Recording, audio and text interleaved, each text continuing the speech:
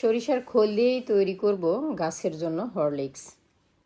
গ্রীষ্মকালের তুলনায় শীতকালে কিন্তু গাছে বেশি পুষ্টিকর খাবার দিতে হয়, কারণ এই সময় বৃষ্টি হয় না। বৃষ্টি কিন্তু গাছের জন্য খুবই উপকারী।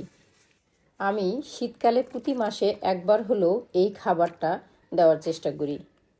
এই খাবারটা দিলে গাছে যেমন দ্রুত ফুল ফল আসে, আর গাছগুলা দেখতেও অনেক হেলদি লাগে।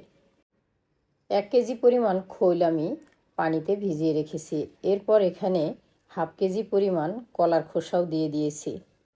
এই ভিজানো পানিতে যাতে পোকামাকড় না হয়, এই জন্য আমি হাফ কেজি পরিমাণ রসুনের খোসা দিয়ে দিয়েছি।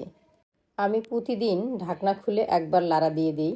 এগুলো যত পচতে থাকে তত বেশি ঘন হতে থাকে।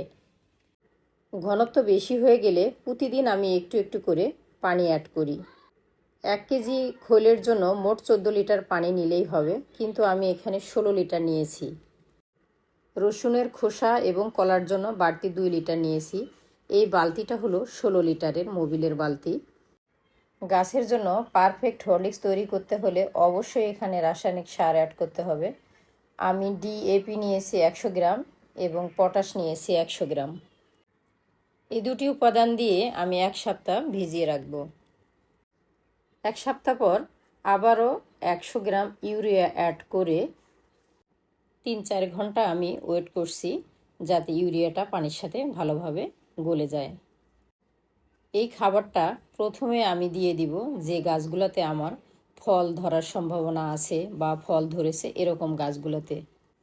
তবে টবের সাইজ অনুযায়ী খাবারের কম বেশি করে কিন্তু দিতে হবে। এই খাবারটা মাসে একবার হলেও গাছে দিতে হয়, তাহলে বাগানের কষ্টের সার্থকতা পাওয়া যায়।